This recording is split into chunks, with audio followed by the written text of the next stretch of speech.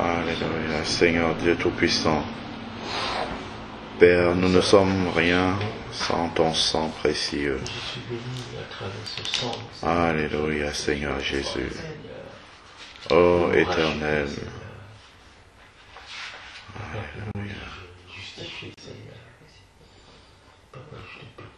Alléluia. Alléluia. Amen. Seigneur, combien est précieux encore ton sang. Éternel, le sang qui a coulé sur le bois infâme de Golgotha, Seigneur Père. Ce sang-là, Seigneur Dieu, grâce auquel nous sommes sauvés aujourd'hui, Seigneur. Ce sang qui a une valeur aussi grande, aussi précieuse que, Seigneur, rien dans ce monde, Seigneur Dieu Tout-Puissant. Ô Éternel, que serions-nous sans ton sang, Seigneur Père? Le sang de la rémission des péchés, Seigneur. C'est par ce sang qu'aujourd'hui, Seigneur, nous pouvons nous approcher de toi, Seigneur, purifiés et lavés d'une conscience impure, Seigneur Dieu Tout-Puissant.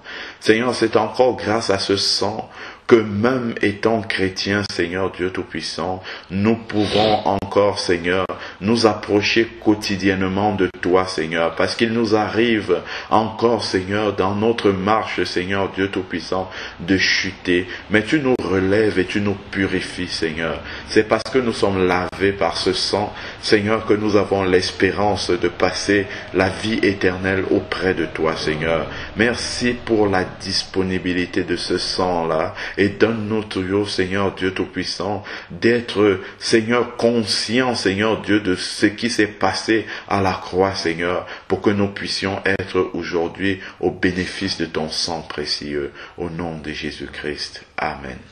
Amen. Seigneur, oui, je suis plus fort et plus que vainqueur par le sang de Jésus. Amen. Merci pour le sang de Jésus qui a tout accompli à la croix. Alléluia. Merci pour le sang de Jésus qui a dépouillé, Seigneur, ma vieille chair éternelle. Alléluia, Seigneur. Je te rends grâce et je te prie afin que le sang de Jésus tous les jours me lave, Seigneur. Amen. Les parties, Seigneur Dieu, de ma vie qui ne t'honorent pas, éternel. Alléluia, Seigneur. Seigneur, je veux te glorifier, je veux te dire merci pour ton sang précieux. Amen. Au nom de Jésus. Alléluia. Bon. Nous allons partager la parole de Dieu, sauf si tu... Non, on peut continuer à chanter. Hein. Alléluia, Seigneur. Gloire soit au Saint-Esprit, gloire soit à Dieu le Père, gloire soit à Jésus-Christ, notre Sauveur, notre Frère, son immense charité dure à perpétuité, son immense charité dure à perpétuité. Gloire soit au Saint-Esprit, gloire soit à Dieu le Père, gloire soit à Jésus-Christ, notre Sauveur, notre Frère, son immense charité dure à perpétuité, son immense charité dure à perpétuité.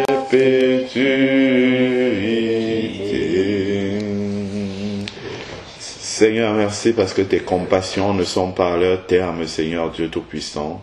Éternel, merci parce que sur la terre, tu nous donnes déjà les arts, Seigneur Dieu Tout-Puissant, de l'héritage céleste, Seigneur. par ton Esprit Saint, Seigneur, qui vit en nous, Seigneur Dieu. Merci encore, Seigneur, pour ta bonté. Seigneur, merci pour ta miséricorde dans nos vies. Seigneur, nous savons que nous ne méritons pas tout cela, Seigneur Père, mais c'est ton grand amour débordant, Seigneur Dieu, qui nous inonde chaque jour, Seigneur. Père, donne-nous de ne jamais, Seigneur Père, oublier tout cela, Seigneur, comme si nous méritions quelque chose, Seigneur, que nous sachions toujours que c'est par une pure grâce, Seigneur, que nous obtenons tout ce que tu nous donnes, Seigneur Dieu Tout-Puissant. Merci infiniment au nom de Jésus. Amen. Alléluia. Donc, nous allons prendre la parole de Dieu.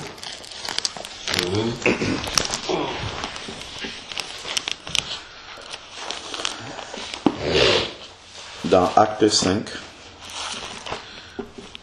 nous allons méditer la parole. Dans Acte 5.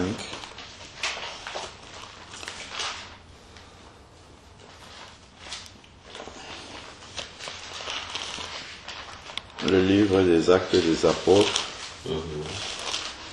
qui est un livre fondamental pour l'Église, parce que nous avons là les débuts même, les débuts de l'Église, et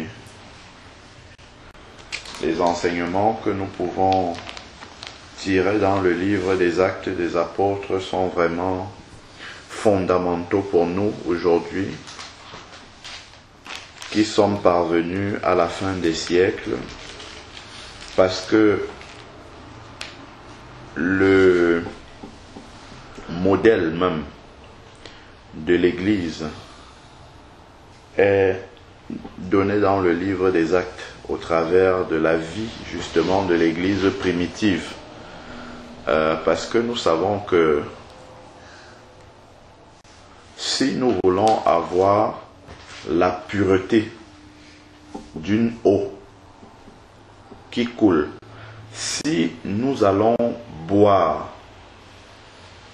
d'une eau qui sort d'une source, plus nous sommes éloignés en fait de la source, c'est-à-dire de l'origine même à partir de laquelle l'eau coule, plus nous buvons loin de l'origine de la source, plus l'eau que nous allons boire est une eau souillée.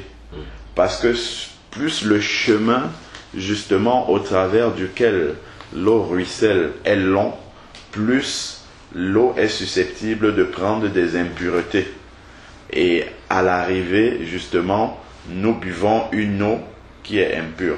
Donc si nous voulons boire vraiment d'une eau, de l'eau de source même, de l'eau pure même de source, il faut revenir jusqu'à l'origine même de la source. Si nous buvons à l'origine de la source, nous sommes certains que nous allons boire vraiment à l'eau pure. Une eau pure, parce qu'elle sort directement même de la source d'origine. Voilà pourquoi le livre des Actes est fondamental. Et nous devons toujours revenir dans ce livre-là pour voir comment les apôtres ont posé les fondements même de l'Église. Nous pouvons lire dans Éphésiens 2:20 que l'Église est fondée sur les apôtres et les prophètes, Jésus-Christ étant la pierre angulaire. Donc justement, les prophètes ont commencé dans l'Ancien Testament. Les apôtres même sont ceux qui ont posé la fondation justement des enseignements de Jésus. Donc parce que Jésus parlait beaucoup en parabole, mais il expliquait beaucoup de choses aux apôtres. Et les apôtres ont pu reprendre justement les enseignements de Jésus d'une manière beaucoup plus détaillée, beaucoup plus explicite pour ceux qui n'ont pas vécu à l'époque de Jésus, dont nous faisons partie aujourd'hui, et nous avons été appelés en la grâce du Seigneur. Donc, nous allons lire dans le livre des Actes, au chapitre 5. Nous pouvons lire déjà du premier verset jusqu'au verset 11, et nous allons voir ce que le Seigneur veut nous dire dans ce passage.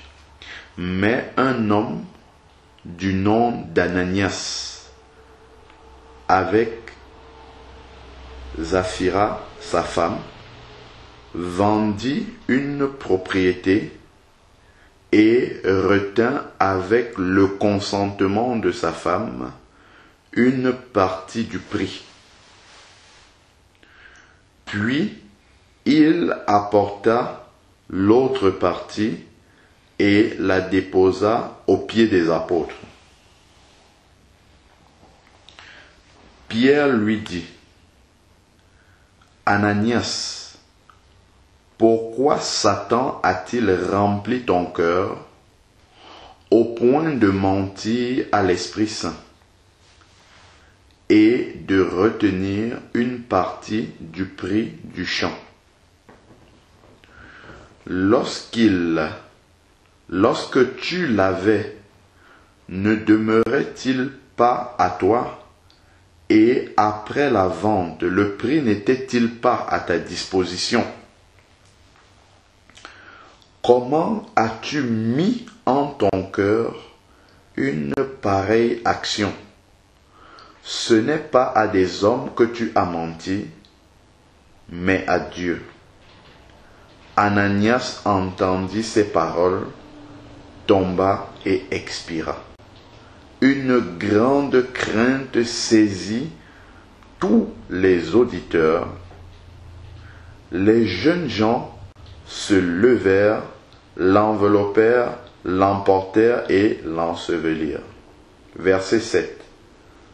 Environ 3 heures plus tard, sa femme entra sans savoir ce qui était arrivé.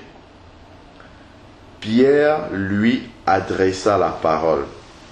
Dis-moi, est-ce à un tel prix que vous avez vendu le champ?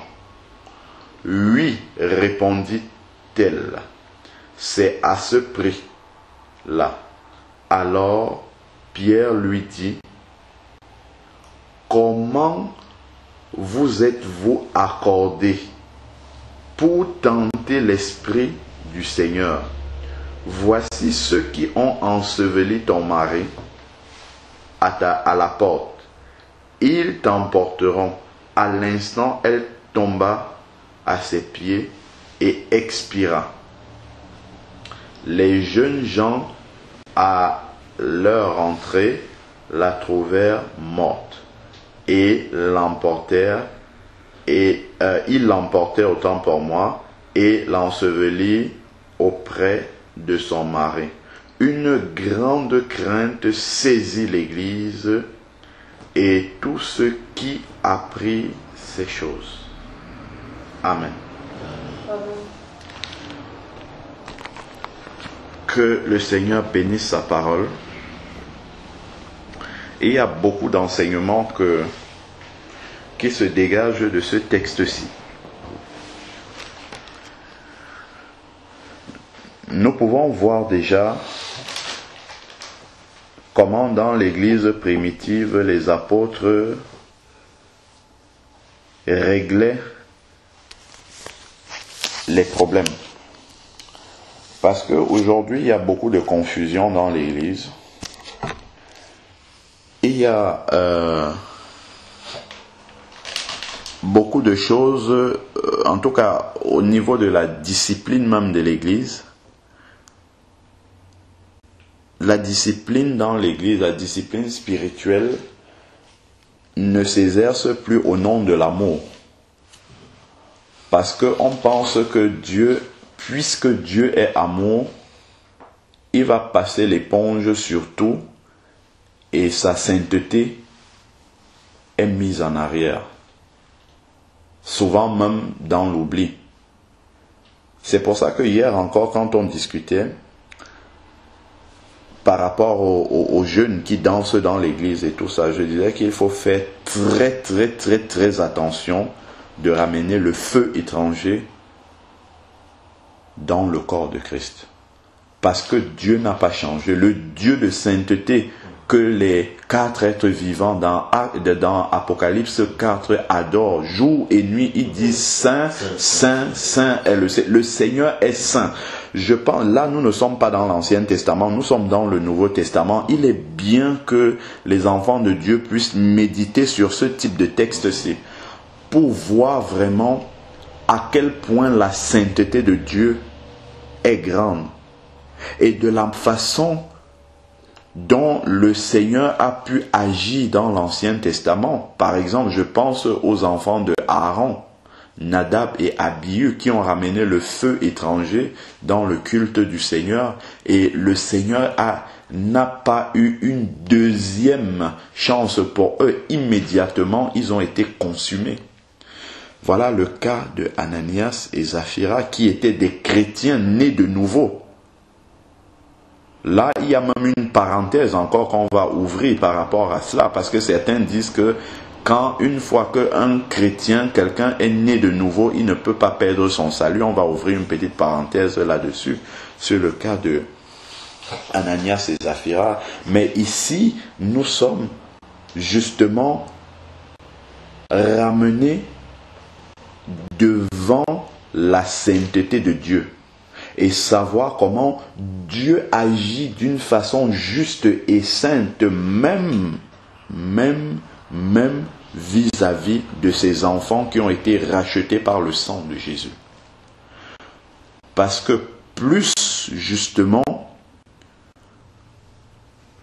l'amour de Dieu est manifeste dans nos vies, plus le Seigneur va vouloir que nous soyons purs et saints.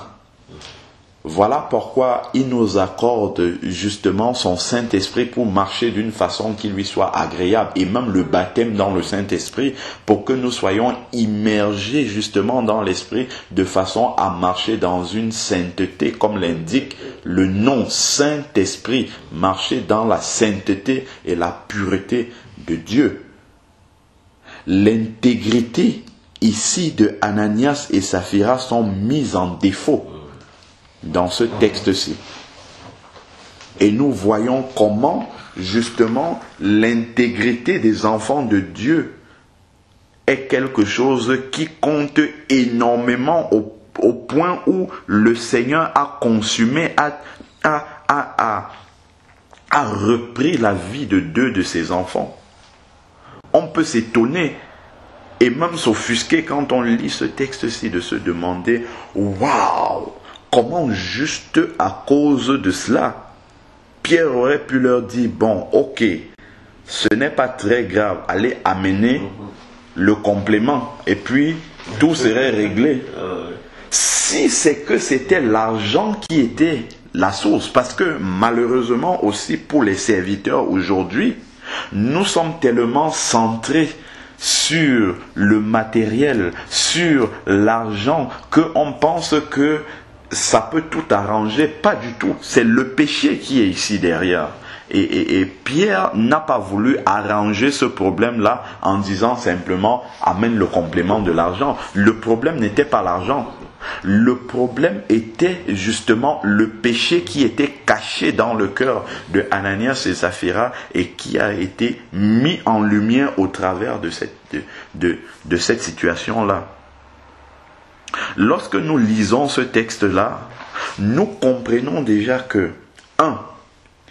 Ananias et son épouse n'ont pas vendu leur propriété sous une quelconque contrainte. Ça, c'est la première chose déjà que nous constatons dans ce texte.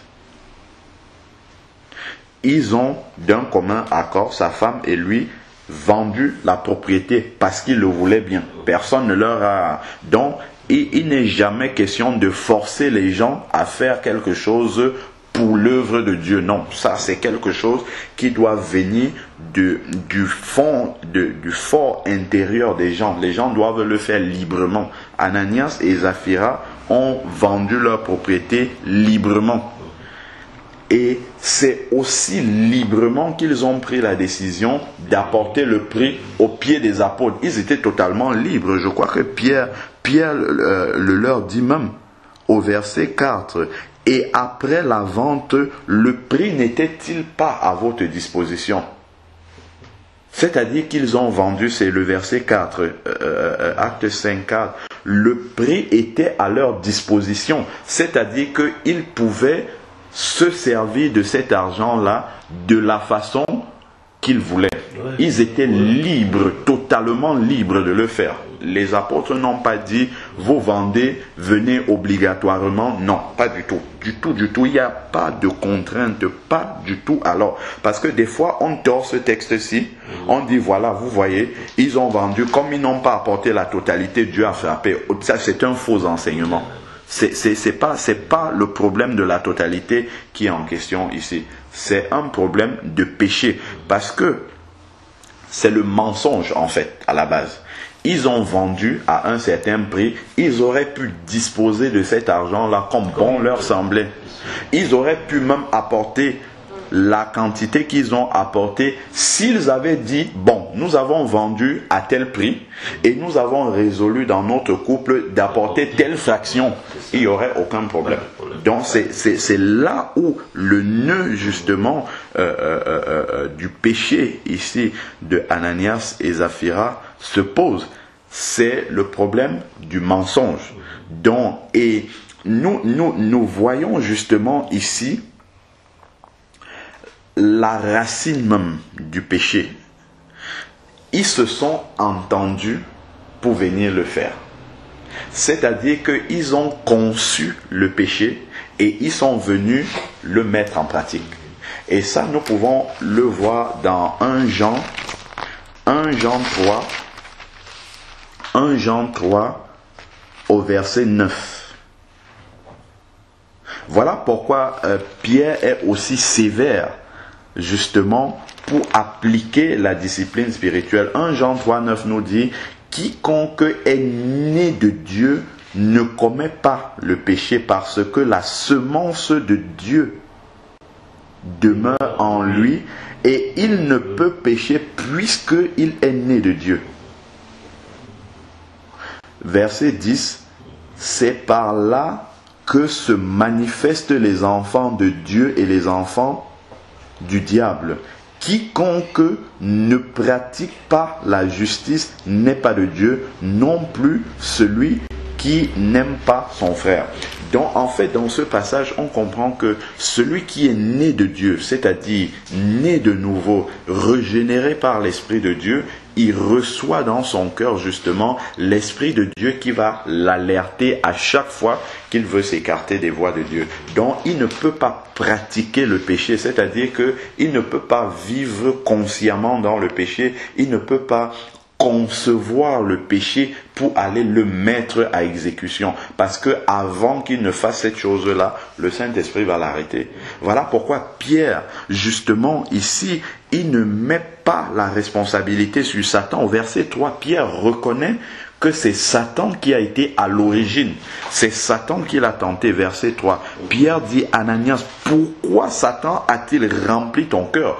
Donc, Satan a été véritablement celui qui a tenté Ananias, mais la responsabilité ne repose pas sur Satan. Pierre a le discernement que beaucoup de serviteurs aujourd'hui n'exercent plus, ou non même pas. Parce que aujourd'hui, on aurait plutôt dit, puisque Satan est justement mentionné comme étant celui qui est à l'origine de la séduction dans laquelle Ananias et Saphira sont tombés, alors c'est lui qui porte la responsabilité. Et si c'est Satan qui porte la responsabilité, on va pratiquer une délivrance. Pas du tout. Il n'est pas question d'une délivrance d'un quelconque esprit de cupidité ou non, pas du tout. Celui qui est responsable est responsable. Parce que à partir du moment où on a l'Esprit de Dieu, on devient responsable des actes que nous posons. Nous pouvons revenir même dans le jardin d'Éden à l'origine. Lorsque Adam et Ève ont péché, le Seigneur arrive dans le jardin. Il demande à Adam, pourquoi as-tu fait ça? C'est ma femme. Donc Adam dégage la responsabilité sur sa femme. Mais ce n'est pas pour autant que Dieu va dire, ok, comme ça ne vient pas de toi, je vais seulement punir ta femme.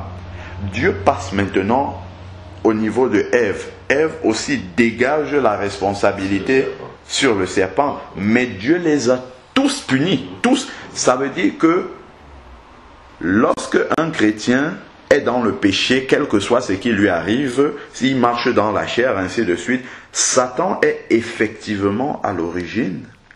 Mais en fait, le chrétien s'est laissé séduire par Satan, dont il est responsable. De la même façon que Adam s'est laissé séduire par sa femme, qui elle-même avait été séduite par le diable, dont la responsabilité que portait Adam et Ève dans le jardin d'Éden vis-à-vis de la séduction du serpent. Aujourd'hui encore, tout péché, toute situation qui ne glorifie pas Dieu, qui arrive dans la vie d'un chrétien, de la même façon, le chrétien est responsable. C'est une séduction du diable aujourd'hui qui est infiltrée dans l'église, qui amène les serviteurs à faire des délivrances à tout va. C'est une grande séduction du diable. Tu sais pourquoi, vous savez pourquoi j'insiste beaucoup dessus que c'est une grande séduction? Parce que la parole de Dieu nous dit que nous devons vivre dans la sanctification. Je crois que c'est dans Hébreux 12, au verset 14, qui nous dit rechercher la paix et la sanctification, sans laquelle nul ne verra Dieu. Donc un enfant, un véritable enfant de Dieu qui vit dans l'attente du retour de Jésus, c'est quelqu'un qui va rechercher à se sanctifier tous les jours, comme nous dit, voilà, Hébreux 12, verset 14. Il va rechercher à se sanctifier tous les jours. C'est-à-dire qu'il va laisser l'Esprit de Dieu indexer dans sa vie, dans les moindres petits détails, les tâches qu'il y a, et il va laisser le Seigneur travailler en profondeur pour qu'il corrige ces tâches-là. Donc, il va vivre et grandir dans la sanctification. Mais, à partir du moment où, justement, Satan vient, de toute manière, Satan, il connaît la parole de Dieu, il connaît Apocalypse 20, donc il sait comment il sera jugé.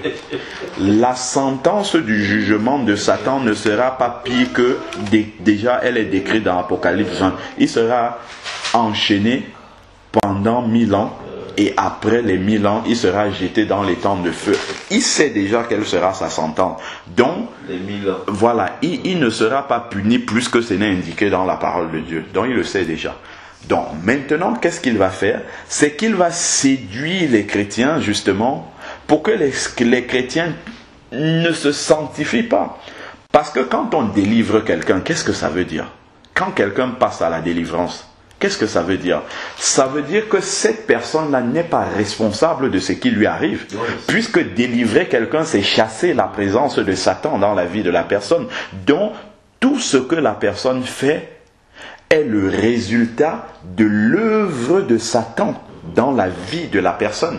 Donc, quand je chasse Satan au nom de Jésus dans la vie de quelqu'un, ça veut dire que j'attribue exclusivement la responsabilité de l'œuvre infructueuse que la personne produit à Satan. Donc, je dégage la personne de sa responsabilité.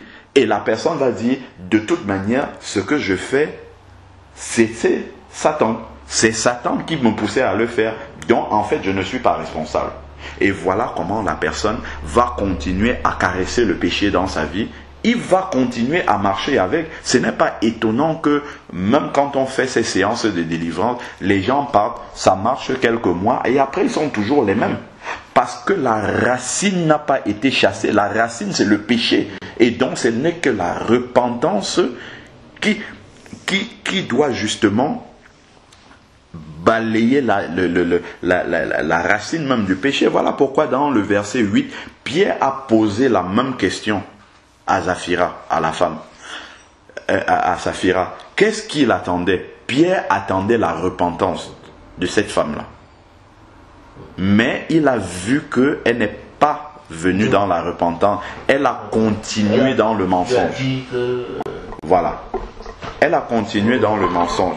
Donc c'est pour ça qu'il faut qu'on soit très très vigilant. Parce qu'il faut faire très attention. Quand on regarde dans les évangiles, parce que les gens disent seulement Jésus pratiquait la délivrance. On pratique la délivrance. Jésus ne pratiquait pas la délivrance de façon aveugle. Attention, il faut voir toujours la manière, le contexte dans lequel Jésus pratiquait la délivrance. Lorsque Jésus délivrait quelqu'un, c'était quelqu'un qui était vraiment possédé. C'est-à-dire que les démons avaient pris le contrôle de la pensée même de la personne. Donc c'est le démon qui agissait en lui.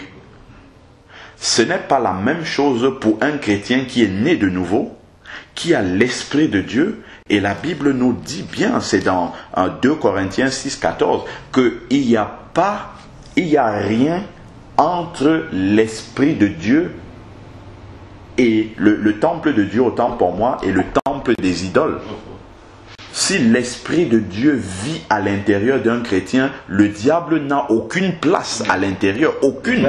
Ça serait vraiment une contradiction par rapport à la parole de Dieu. Donc si quelqu'un est vraiment né de nouveau, l'esprit du malin, les démons ne peuvent absolument pas vivre en lui. Voilà pourquoi ici Pierre ne met pas la responsabilité sur le diable. Il ne faut pas confondre le fait que Satan puisse se mettre à l'extérieur ou ses démons et essayer depuis l'extérieur d'oppresser un chrétien. Parce que ce que Satan fait, il essaye d'injecter une idée. Il injecte des pensées mauvaises puisqu'il ne lit pas à l'intérieur des pensées de l'homme. Donc ce qu'il fait, il se met à l'extérieur, il injecte des pensées mauvaises et en fonction de la manière dont je parle du chrétien. Lui, il va réagir. Satan saura dans quel état spirituel il est. Est-ce que la porte est ouverte ou pas? Exactement, voilà. C'est pour ça, pour je te coupe pas la parole. Oui, justement. Quand on délivre quelqu'un, au lieu d'aller, parce que la Bible est claire, quand on délivre quelqu'un d'un mauvais esprit, il faut nettoyer la maison parce qu'il faut que tu puisses nettoyer la maison, sinon le même esprit revient avec sept autres. Tout à fait. C'est pour ça que, au lieu de pratiquer la délivrance, la solution biblique, il y a 3000 personnes dans Acte 2 qui ont cru lorsque Pierre a prêché le jour de la Pentecôte, mais nulle part on ne nous dit que on a pratiqué la délivrance sur les 3000 personnes. C'était les anciens païens. Pas du tout. Pourquoi? Parce que la prédication fidèle de la parole de Dieu est suffisante pour délivrer les gens. Si les gens écoutent cette parole-là et passent par la repentance, comme dit Acte 2, 38, où ils sont venus, ils ont dit Pierre, frère, que devrons-nous faire? Et Pierre a dit repentez-vous. Et c'est cette repentance qui coupe les liens justement avec la vie passée. Et voilà pourquoi ici dans ce texte-là, Ananias, Saphira, qui sont des enfants de Dieu, sont absolument responsables de l'acte qu'ils ont posé. Ils sont responsables de cela. Voilà pourquoi Dieu juge. Il juge immédiatement. Et c'est ça que, justement, on doit faire aujourd'hui. Quelqu'un vient. Jésus délivrait, je reviens encore dans les évangiles, des personnes qui avaient perdu le contrôle d'eux. Des personnes qui ne pouvaient même plus recevoir la parole de l'évangile tellement ils étaient tourmentés par les démons. Donc, leur esprit ne pouvait même pas être sain comme ça tranquille, je veux dire, pour écouter la parole de Dieu. Parce que c'est cette parole-là qui délivre. Voilà pourquoi Jésus chassait d'abord la présence de ces démons-là qui avaient pris le contrôle de ces personnes. Et ensuite, les personnes commençaient à suivre Jésus. Donc, Jésus pratiquait la délivrance sur des personnes qui n'étaient pas converties et même pas dans tous les cas de figure. C'est quand ces personnes-là étaient tellement possédées qu'ils ne pouvaient même pas réfléchir et ils étaient sous l'oppression vraiment démoniaque que Jésus chassait les démons. Sinon, ce que Jésus faisait et ce que les apôtres ont fait, c'est qu'ils prêchaient uniquement la parole de Dieu. Et la parole de Dieu touchait en profondeur les cœurs Et les cœurs étant touchés arrivaient à la repentance et les gens changeaient de vie. On peut lire dans Acte 8 avec Simon. Simon qui était un magicien n'a jamais été délivré. C'est parce que justement on a ces solutions de facilité. On dit aux gens qui vont être délivrés. C'est pour cela que dans les églises, les gens sont toujours les mêmes. Ils ne changent pas. Parce qu'ils pensent que la solution miracle est là et c'est la délivrance. Dès qu'il y aura un problème, ils vont seulement aller dire oui, pasteur, il y a ci, ça, allez hop, on vient, on prie, on cherche. Il n'y a rien à chasser. Il n'y a pas à chasser. Moi, si j'avais à exercer un ministère pastoral comme ça, quelqu'un vient, on discute ensemble sur sa vie, qu'il donne les détails de sa vie. Et je suis certain que si les serviteurs discutaient vraiment personnellement avec les gens, on se rendrait compte que quelque part dans leur vie, ils ont un nœud avec le passé qui n'a pas été rompu et ils entretiennent un mauvais bagage de leur vie passée. Et c'est pour ça que la présence, l'oppression démoniaque est toujours présente dans leur vie. Et là, si on disait aux gens de se repentir et de couper avec ces liens-là, mais on rendrait les gens beaucoup plus responsables. Parce qu'en priant seulement, on montre aux gens qu'en fait, ils ne sont pas responsables. Ils ne sont pas responsables de ce qui leur arrive. Et voilà pourquoi ces solutions de délivrance-là sont toujours... C'est un échec. C'est parce que la parole de Dieu ne le prêche pas. On ne peut pas vouloir avoir les résultats apostoliques en prêchant un autre évangile. C'est pas possible. Pour avoir les résultats apostoliques, il faut prêcher une prédication apostolique. Et le modèle des apôtres tel qu'on le voit, c'est que les apôtres prêchaient toujours la repentance. On peut même encore voir dans Acte 26 au verset 20, où Paul a dit, Acte 26 au verset 20, voilà ce que Paul dit. Il dit, puis de Jérusalem, dans tout le pays de Judée, puis aux païens, j'ai annoncé la repentance. Voilà par où il commence toujours. C'est toujours le point de départ. Il dit, j'ai annoncé la repentance et la conversion à Dieu. La repentance sincère doit toujours précéder voilà. Et ensuite, qu'est-ce qu'il dit? Avec la pratique des œuvres dignes de la repentance. C'est-à-dire, une fois que la repentance est venue, une fois que la conversion est venue, ça doit être suivi de la pratique des œuvres de la repentance. C'est-à-dire la nouvelle vie de la personne doit montrer qu'il est passé par une sincère repentance. C'est pour cela, moi je pense que tant qu'on s'obstine à faire les délivrances et tout ça, il ne faut pas s'étonner de l'état lamentable de la vie des chrétiens. Il ne faut pas être étonné.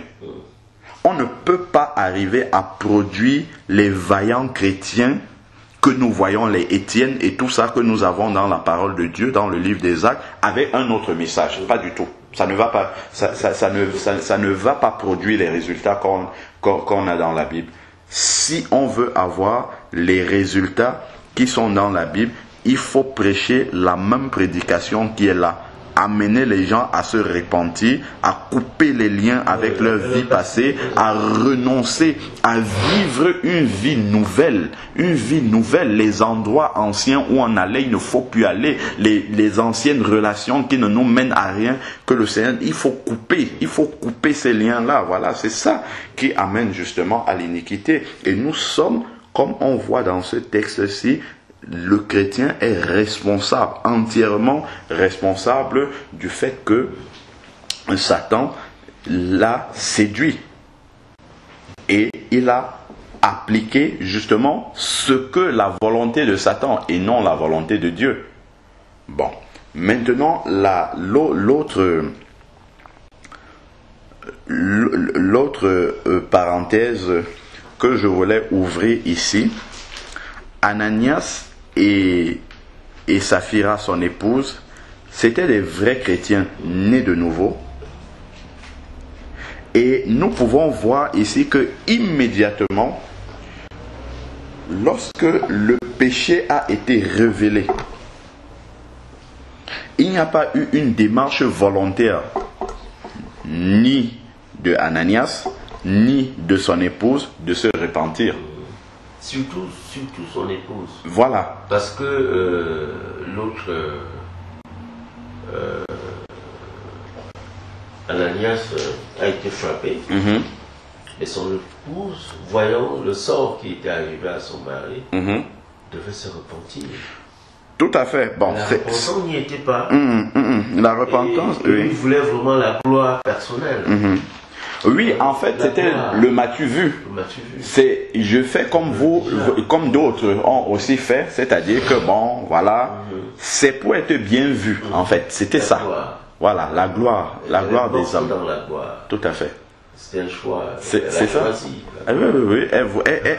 Elle voulait justement parce que la parole de Dieu, il n'y a rien qui est fait au hasard. Si on remonte juste dans Actes 4, 36, 37, donc juste à la fin, avant le début, qu'est-ce qu'il y a là-dedans? Joseph, surnommé par les apôtres Barnabas, ce qui signifie fils d'exhortation, Lévite, originaire de Chypre, vendit un champ qu'il possédait et apporta l'argent et le déposa aux pieds des apôtres. Donc Barnabas a vendu un champ volontairement toujours. Il a apporté la totalité de l'argent. Et eux, voulant faire comme lui, dit que nous aussi. Donc voyez comment nous aussi, nous sommes capables de faire ces choses-là. Le m'as-tu vu, on veut copier sur les autres la gloire des hommes. Donc voilà, on veut avoir les mêmes honneurs, quoi. On veut justement s'attirer la sympathie, parce que quand on voit la description justement qui est donnée de ce Joseph, surnommé par les apôtres Barnabas, fils d'exhortation, donc en fait le fait que les apôtres ont surnommé Joseph fils d'exhortation, c'est quand même quelque part flatteur. Et les autres ont voulu justement imiter cela, alors que dans leur cœur, il n'y avait pas encore justement cette circoncision du cœur qui amène l'enfant de Dieu à être intègre dans toutes ses voies. Eux, ils n'avaient pas encore cela, mais ils voulaient le produit, le résultat justement de ce que cette intégrité-là peut donner sans vouloir payer le prix. Sans vouloir payer le prix. Donc voilà comment ils ont justement ouvert la porte à Satan. Et on voit que c'est le péché dans leur vie qui a ouvert la porte à Satan. Et c'est ça qui, c'est pareil pour les autres. C'est-à-dire que quand c'est pareil pour les autres. Je dis comme le séance de délivrance, on te délivre au lieu de maintenir ta vie dans la sainteté, dans l'obéissance. Oui. Tu ouvres encore une brèche parce que, par exemple, si c'est une fille qui vivait avec un homme, oui, au lieu de croire à la puissance de Dieu, oui, croire que si je coupe totalement avec ce gars, oui, Dieu va me donner. Parce que un mari, oui. Dieu va me donner encore l'argent pour payer le loyer. Oui, tout à fait. Si de temps en temps, il faut que j'aille pour qu'il me donne un peu. Non, quand tu as coupé avec le passé, coupé avec le passé. Ça, quand vrai. Tu reçois Christ dans ta vie, qu'on a délivré, on a supposé que bon, la délivrance, le premier cas de délivrance, ça peut être une bonne délivrance. Mais à ce moment, il faut couper avec le passé, comme on dit. Et puis maintenant, que ton corps soit le temple du Saint-Esprit. Tout à fait. Bon, tout à fait. Tu fermes la porte au diable. À ce moment, le Seigneur qui connaît tes problèmes, bien sûr, va te les donner autrement. Bien sûr. Sans passer par le péché. Oui, exactement. Dieu n'est pas tributaire. Il n'est pas tributaire du diable pour accomplir ses desseins dans la vie de son enfant. Il n'est pas tributaire du diable. Que la délivrance dans une église, pour moi, à un moment donné, même j'étais d'accord avec Arzakosian. Parce que lui n'est pas d'accord pour l'histoire des verres. Je dis, en réalité, lui, il demande, il proposait ce que j'accepte, je confirme ce que tu dis. Oui. Donne la vie, donne la parole, donne Dieu aux gens. Quand ils ont vraiment reçu Dieu dans leur vie, ils vont eux-mêmes couper. C'est ça, voilà, exactement. Ils vont eux-mêmes couper. La délivrance, c'est la solution pas facile. Facile, c'est ça. Il s'est dit qu'ils ne s'étonnent pas que tous les jours, ils vont revenir sur la défense. C'est ça. Je prends l'exemple de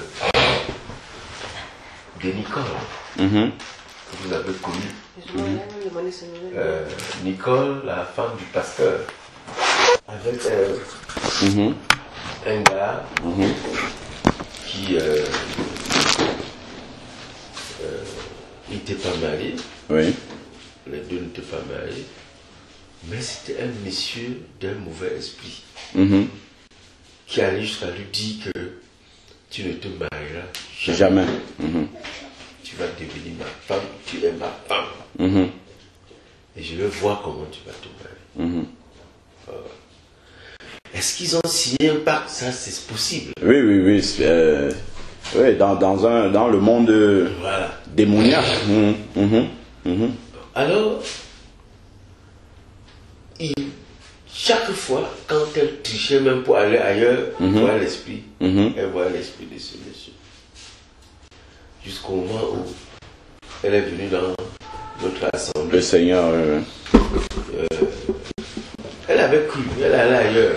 Mais après, on l'a amenée chez nous. Oui. Donc, quand elle l'a amenée chez nous, elle a posé son problème.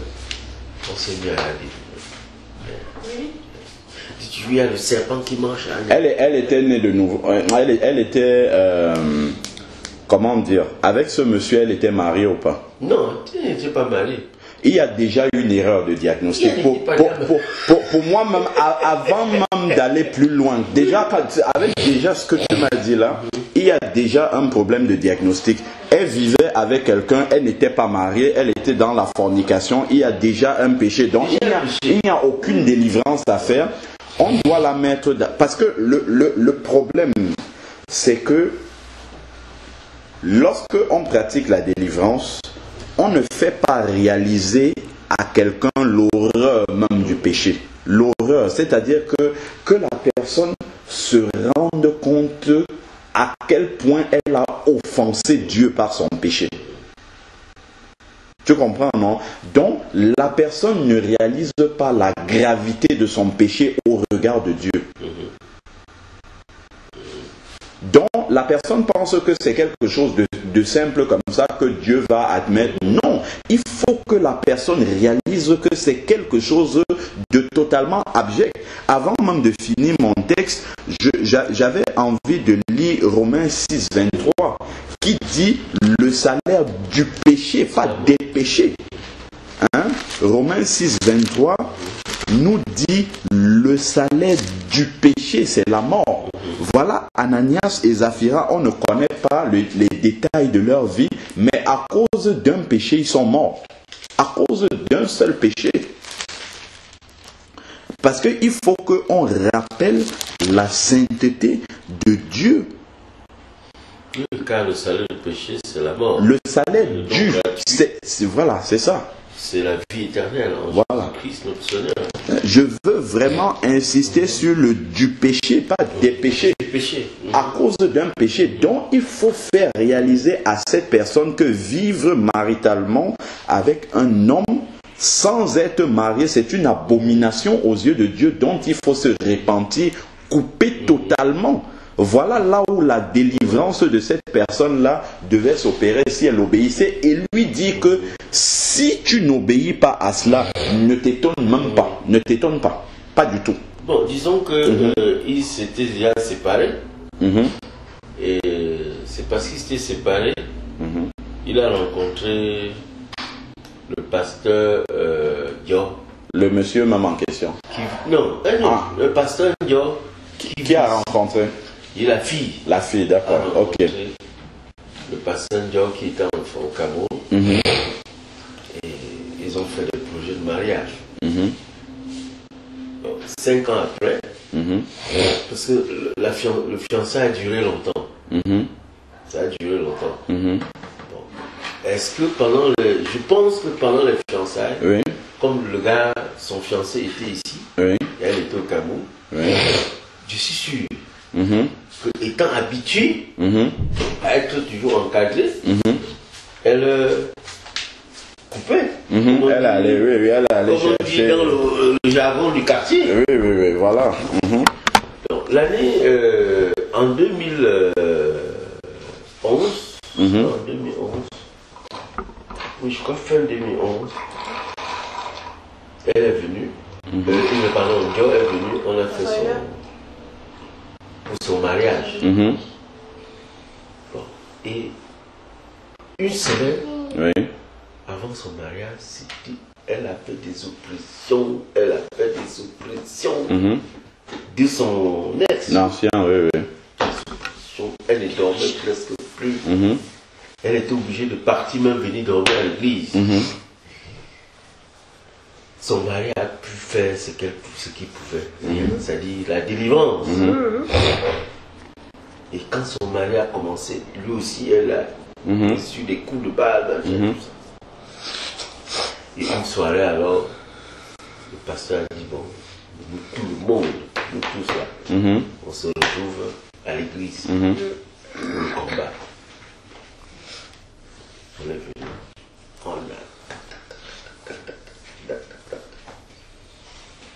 on a cru qu'il était vaincu, que le diable était vaincu. Mais rien. Et à moins de 2 jours encore, on a passé toute une soirée, à moins de 2 jours du mariage. Oui. À moins de 2 jours du mariage. C'est-à-dire jeudi soir, après l'enseignement, on a commencé encore. Et bon, on a pensé que c'était fini. Voilà, il se marie. 2 jours après, le mari est parti, elle est revenue en France jusqu'aujourd'hui. Maintenant, et comment est-ce que ça se passe? Le mari est allé jusqu'à dire a dit au pasteur que c'est lui qui entraîne sa femme dans les histoires. Et raconter des choses pour dire que 2 jours après le mariage, divorce. Jusqu'aujourd'hui. Mais moi je dis que c'est tellement grave que elle a décidé de venir plutôt habiter chez le pasteur, changer de toit. Parce que cette fille, elle est cadre à la LGS. Moi, quand je fais la lecture, je dis non. Ce monsieur, voyant, vient se marier. Au lieu qu'il entre dans la danse, il entre plutôt dans le combat. Dans le combat. Jusqu'à partir. Vous croyez que ce monsieur peut revenir encore? Non. Moi, je dis non, vous perdez du temps.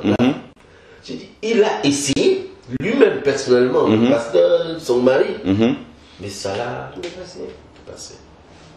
Tu peux voir, et j'ai donc compris que je me suis dit que, voyant le feu, voyant que la femme était ancrée dans un...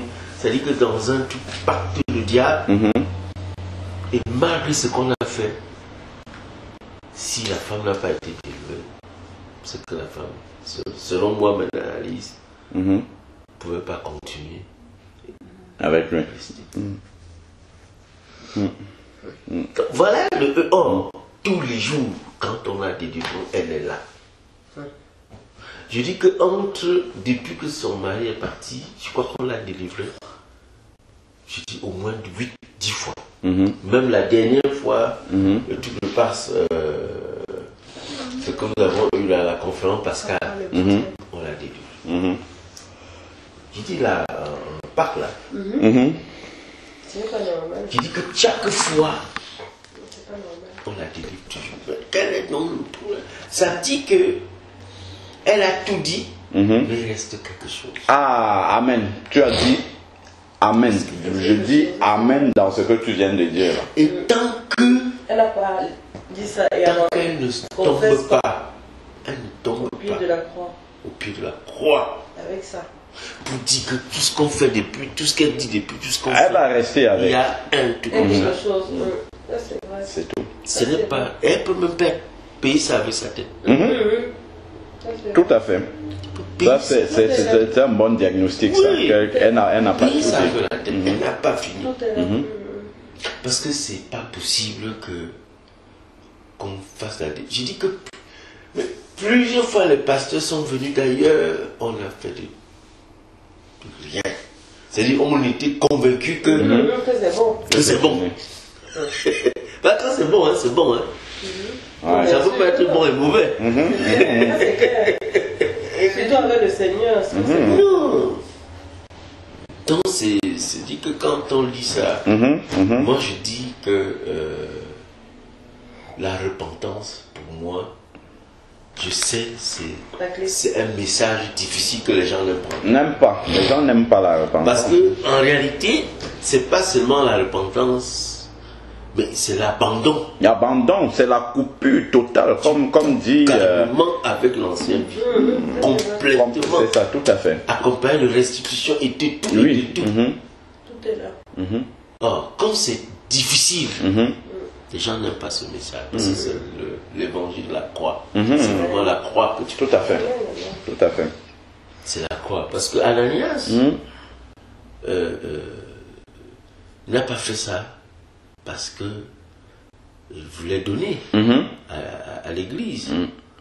Mais comment un petit comme ce genre vend sa propriété, vient donner, et nous là, anciens de l'église, non, ça c'était un autre but. Le dessin était différent. Tout à fait. C'était différent. Tout à fait. C'était différent. Tout à fait. Le Seigneur qui connaissait leur cœur a frappé. Voilà. Non, c'est clair. Hein. Et puis, par rapport à ce que tu étais en train de partager, il y a un petit passage, deux versets. Toujours dans Actes. Oui, dans Acte 16. Il y a deux petits versets. Acte 16, du verset 16 au verset 18, ici qu'on peut lire. Acte 16, verset 16 à 18.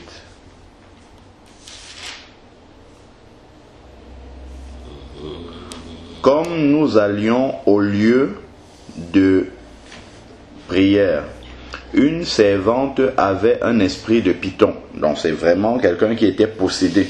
Avait un esprit de python et par ses divinations procurait un grand profit à ses maîtres. Vint à notre rencontre. Donc cette servante est venue à la rencontre de Paul et celui avec qui elle était. Elle se mit à nous suivre, Paul et nous, et criait, ces hommes sont les serviteurs du Dieu très haut, et ils annoncent la voie du salut. Quelqu'un qui a un esprit de python, mais elle reconnaît les serviteurs de Dieu. Bon, allez, ensuite, verset 18, elle fit cela pendant plusieurs jours. On voit qu'elle avait cet esprit-là, elle suivait Paul et les autres pendant plusieurs jours, mais ça n'a pas empêché Paul de continuer à travailler. Hein. Il a continué à travailler malgré cela. Paul, excédé, se retourna et dit à l'esprit, je t'ordonne au nom de Jésus de sortir d'elle. Et il sortit à leur main. Ça, c'est pour dire que même dans les cas où on pratique une délivrance, il n'y a pas à passer des millions d'heures là-dessus. Non, il n'y a pas de... C'est une parole d'autorité. Même Jésus, c'est comme ça. L'exercice d'autorité. Il exerce l'autorité. Il parle une fois. Mais quand on voit, même dans Acte 4, dans Matthieu 4, le combat spirituel de Jésus et Satan dans le désert, Jésus servait la parole de Dieu. Il ne répondait pas par des paroles de... Non, c'était la parole de Dieu. Il est écrit ceci, il est écrit. Et lorsque Jésus a voulu prendre l'autorité, il a simplement dit au diable, retire-toi maintenant. C'est tout. Une seule parole. Donc ce n'est pas la quantité des paroles qu'on va prononcer, ce n'est pas le volume, c'est pas ça qui est important. C'est une parole d'autorité. Au nom de Jésus, il doit partir. Et si le diable ne part pas, sur une parole d'autorité d'un vrai chrétien. Si le diable ne parle pas, ça veut dire qu'il y a quelque chose qui lui donne l'autorité légale de rester là. Donc déjà ça devrait suffire. Si vraiment on se rend compte que la fille est possédée et que bon, la parole de Dieu même, elle n'arrive pas à comprendre pour être délivrée, si on donne une parole et que le diable reste dans la vie de la personne, c'est fini, il faut arrêter. Ça ne sert à rien. On ne répète pas, c'est fini. On va dire à la personne, ça veut dire que le diable a l'autorité légale de rester dans ta vie et toi tu sais pourquoi, Dieu sait pourquoi et le diable sait pourquoi. C'est tout. Donc c'est entre toi, le diable et Dieu sait ce qui se passe entre vous. C'est à toi de régler. C'est entre les mains de la personne. C'est pour ça que je disais que le diagnostic que tu as posé concernant cette personne-là est bon. Et ça, ce diagnostic-là, c'est dès le début qu'on pouvait le poser. Dès la première prière, une seule prière, ça suffit largement. Si la personne n'est vraiment pas délivrée, ça je dis même au cas même où il fallait délivrer, parce que je ne suis même pas sûr qu'il fallait faire une prière de délivrance. Mais si sur l'autorité des enfants de Dieu qui sont vraiment remplis du Saint-Esprit, si le diable reste, c'est parce qu'il a l'autorisation de rester. C'est tout. Il y a pas, on ne peut pas chercher. Si le diable n'a pas l'autorisation légale de rester dans une vie, il ne peut pas rester. Si on lui demande de partir au nom de Jésus, il ne peut pas rester là-dedans. Du tout, du tout. Du tout, du tout. S'il est resté, ça veut dire qu'il a l'autorisation de rester. Et Dieu ne peut pas... Parce que on dit souvent, Dieu est un Dieu juste. Dieu est un Dieu de justice. On pense que Dieu est seulement juste envers nous. Dieu est juste même avec le diable. Parce que le diable, c'est l'accusateur. On le sait. Le diable accuse même Jésus. Puisque au travers des pharisiens, les pharisiens disaient qu'ils délivrent les gens au nom de Belzébul. Donc le diable accuse même Jésus, à plus forte raison les gens de sa maison, on a dit, dans la parole de Dieu. Qu'est-ce que ça veut dire? Ça veut dire que le diable étant un accusateur peut accuser Dieu lui-même. Or Dieu est un Dieu juste qui est parfaitement juste et qui sera toujours juste. Donc même avec le diable, Dieu est juste. Si le diable dit à Dieu, dans cette vie-ci, il y a quelque chose qui m'appartient, Dieu ne va pas lui dire de partir. Il doit rester là. Il a l'autorisation de rester. Dieu ne va pas faire une exception. Non, pas du tout. La personne va rester dans cette situation-là et elle le sait. Dieu va toujours s'arranger pour que la personne sache. La personne est consciente. C'est juste qu'il y a quelque chose qui doit sortir, qui n'est pas sorti. Comme tu as dit. Non, il y a quelque chose. Elle ne l'a pas dit. Elle ne l'a pas dit. Il y a quelque chose parce que il n'y a rien qui est impossible. S'ils sont allés faire le pacte de sang là. Tout ça, voilà. Il y a des choses. Il y a beaucoup de choses. C'est ça. Parce que il n'y a pas de... Peut-être elle a cru que quand on va prier comme ça, ça va annuler tout ce qu'elle a. Non. Sinon, la confession, ça doit sortir. Ça ne va pas aller annuler quelque chose qu'elle allait faire consciemment sans le confesser et l'abandonner. Non, la délivrance ne va pas venir. Il n'y a rien de plus. Pour moi, je ne vois rien de plus. Même si tu as dit, même si j'ai tué une personne, tu confesses. Bien sûr, il y a des sorciers qui ont donné leur vie au Seigneur. Voilà, j'ai fait ça, j'étais séduit par le diable, vraiment je regrette, je demande pardon et puis c'est fini. C'est ça. Parce que je dis, un pasteur qui vient, au lieu de tomber dans la préparation, tombe plutôt dans les séries de délivrance de sa femme. Non, c'est pas... Vous vous étonnez que le pasteur est venu à abandonner sa femme, ne revient plus. Non, mais ne vous étonnez pas. Parce que je pense qu'il a fait des analyses. Mais quelle est cette femme qu'on délivre tout le temps. Depuis, ça ne finit pas. Il dit le lendemain, un jour après, paf, il a pris son femme. Il est parti. C'est normal. Attends, il ne va pas passer la vie. Si vous n'êtes pas arrivé après combien de séances, c'est pas lui qui va arriver. Il laisse tomber. Et puis je dis vraiment, non, je dis c'est quand tu as... Et le texte de Acte 16, là, c'est un texte qui me permet de mieux comprendre encore qu'en fait, quand je relis même le livre de Hagin, sur l'autorité. Kenneth Hagin. Sur l'exercice de l'autorité, n'est-ce pas, du croyant. Il a pris quelques cas en disant qu'il y avait le chien d'une femme qui marchait, qui la suivait. La femme disait toujours, bon,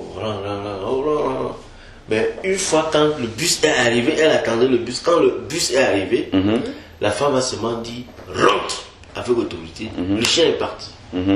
Donc en fait, dans ce livre, il parle de l'exercice de l'autorité du croyant. Nous n'exerçons pas notre autorité. Et effectivement, quand Paul a exercé l'autorité en disant esprit impur, sors, va-t'en, il est parti. Parce qu'en réalité, il parlait avec la puissance de Jésus. Il parlait avec la puissance de Jésus. Il exerçait l'autorité. L'autorité de Jésus, oui, tout à fait. Mais si l'esprit impur ne part pas, effectivement, je suis d'accord avec toi. Que c'est parce qu'il y a un lien. Mariage, il y a un lien entre l'esprit impur et la personne. C'est clair, c'est ça. Elle a tout dit. Elle a tout dit de son passé. Mais je crois qu'il y a quelque chose. Elle a laissé des choses. C'est là où. Parce que je dis qu'on a tout fait. Dit chaque fois le monsieur vient, tu dans les rêves, dit tu ne peux pas. Personne. Le mari là. Tu mens, oui. Ça, c'était son mari, c'était son copain. Son copain avec qui elle est. Voilà, qui a décidé qu'elle ne va jamais se marier. Son copain. Oui, que tu ne peux pas, tu mens. Dans les rêves, tu mens. Donc il doit y avoir quelque chose. Non, il y a un lien. Le diable, quelle que soit la puissance du diable. Non, Dieu est tout puissant. Il est tout puissant. Il est tout puissant. Parce que, en fait, même son enfant, apparemment, va chez lui. Il doit avoir quelque chose. C'est pas coupé. Non, c'est pas coupé. C'est pas coupé. C'est pas coupé. C'est pas coupé. Parce que ce monsieur doit donner encore des choses. Pas, même pas, c'est pas à la femme, mais ça peut être dans la famille. C'est pas coupé. C'est clair. Il doit avoir quelque chose. C'est clair. Parce que les messages comme celui-ci nous permettent de mieux comprendre notre ministère. Et c'est pour ça que la délivrance, souvent à l'église, je suis trop réticent. Je fais toujours. Parce que moi, je dis un jour, parce que il faut plutôt préparer la personne à éviter le péché que de laisser la personne vivre dans le péché et lui donner la solution facile. De toute manière, ce n'est pas biblique. Il aura beau s'entêter, il est venu ici, on en a parlé. Il aura beau s'entêter, il verra toujours les résultats. C'est pas sorcier. La parole de Dieu doit s'appliquer. Tant qu'il s'entête à faire ça, il verra toujours. Il aura toujours des chrétiens charnels. Il ne peut pas faire autrement. Il ne peut pas faire autrement que d'accepter la parole de Dieu. Parce que tu viens. Même si on a eu des cas de délivrance, quelqu'un qui vient à l'église, il reçoit, il doit prendre le vol le soir, on est le matin, il dit à la personne, non, va te préparer, tu repousses même ton voyage de 2 jours, et tu prends une retraite, tu viens ici à l'église pendant 4 jours, après le 4e jour on va te délivrer. Ce n'est pas de quoi? De quoi? C'est pas ça. Ça, ce n'est pas ça la solution.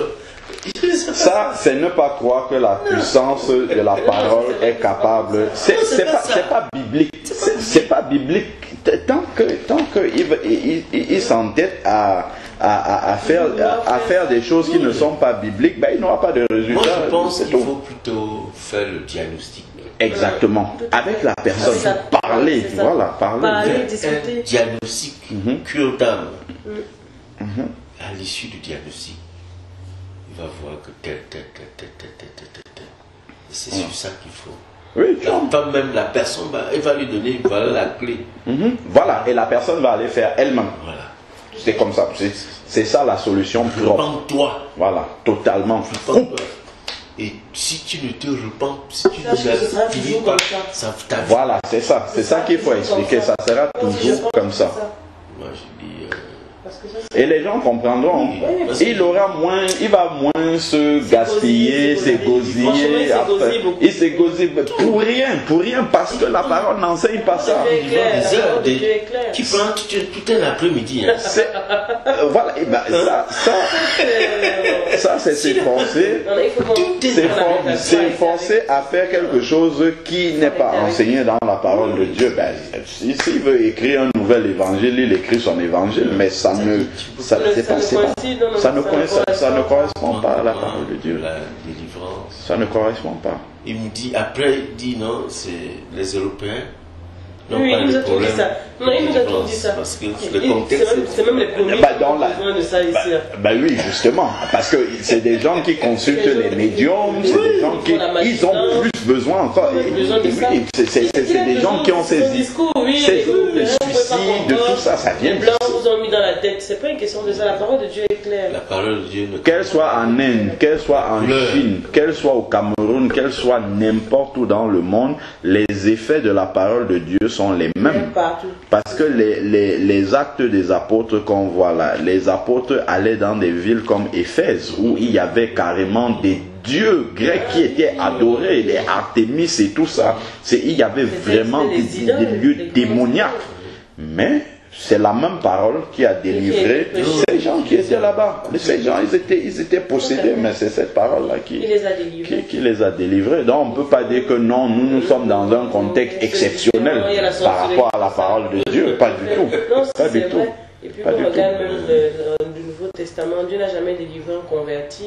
Non, jamais. Il y a pas. Des personnes qui n'étaient pas au Seigneur, il dit va et ne pêche plus. Voilà, exactement. Voilà ce que Jésus disait. Va et ne pêche plus. Oui, tu as donné ta vie au Seigneur. C'était va et ne pêche plus. La repentance. La repentance, c'est le message. C'est la clé de la délivrance, c'est la repentance. Parce que Saphira ne sait pas repentir. Elle ne sait pas repentir, tout à fait. Elle est restée toujours dans le même esprit que son mari, son feu mari. Exactement. Et elle est morte. Exactement. Et donc pour finir, et puis on va prier, après on peut continuer à partager. C'est la parenthèse que je disais tout à l'heure, c'est aussi sur le... Est-ce qu'un chrétien peut perdre son salut? La réponse est claire ici. Ananias et sa femme étaient des chrétiens. Ouais. Ananias meurt sans s'être repenti. On a vu dans Romains 6,23 que le salaire du péché c'est la mort. Donc c'est l'enfer. Donc Ananias ici, là, il ne part pas au ciel. Il n'a pas eu le temps de se repentir. Son épouse aussi. Donc la réponse est très claire dans ce texte-ci.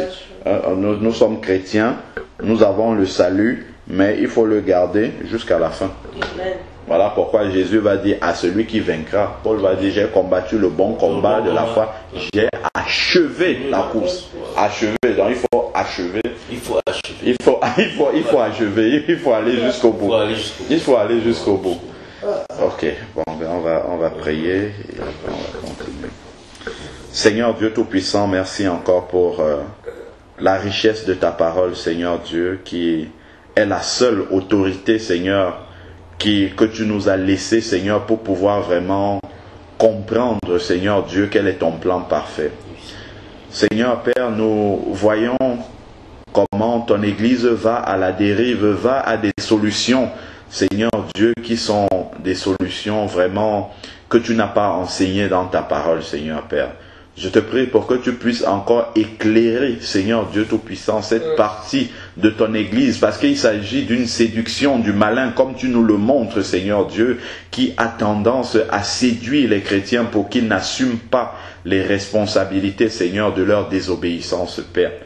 Te prions que vraiment, Seigneur, que la repentance soit véritablement enseignée comme étant le seul remède véritable de la délivrance, comme tu nous le montres dans ta parole, Seigneur Dieu, afin que tes enfants soient vraiment, Seigneur, totalement coupés, Seigneur Dieu Tout-Puissant, de l'oppression démoniaque et puissent te servir, Seigneur, en toute liberté. Seigneur Père, continue à nous garder dans les profondeurs même de ta parole, que nous gardions, Seigneur, ce que nous avions entendu aujourd'hui, que nous comprenions, Seigneur Dieu, que tu es un Dieu totalement saint, Seigneur Père, et que nous ne devons pas jouer avec le péché, comme nous avons vu Ananias et son épouse jouer avec le péché à cause des honneurs de ce monde, Seigneur, qu'ils recherchaient. Mais nous avons vu comment tu as réglé ce cas-là, Seigneur. Nous savons que tu es un Dieu qui n'a pas changé. Tu es le même hier, aujourd'hui et éternellement. Donne-nous à veiller sur notre vie, à veiller dans nos voies, Seigneur, à éliminer toute trace, Seigneur Dieu Tout-Puissant, de péché dans notre vie, Seigneur Dieu, afin que nous puissions vivre